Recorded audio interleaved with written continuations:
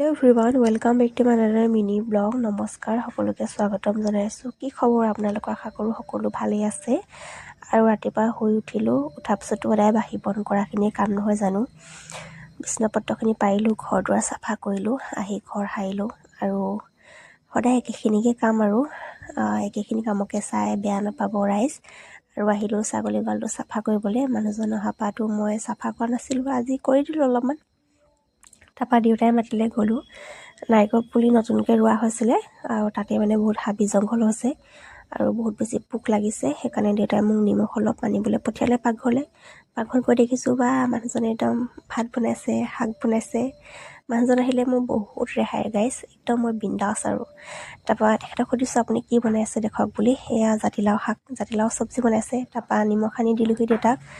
আৰু আমি নাৰিকল পুলি তেনেকৈ নিমখ দিওঁ। আৰু আপোনালোকে কোনে কোনে দিয়ে জনাব দেই। বাৰিষাতো দিওঁ, খৰালিতো দিওঁ, দিলে ভাল বুলি কয় আৰু।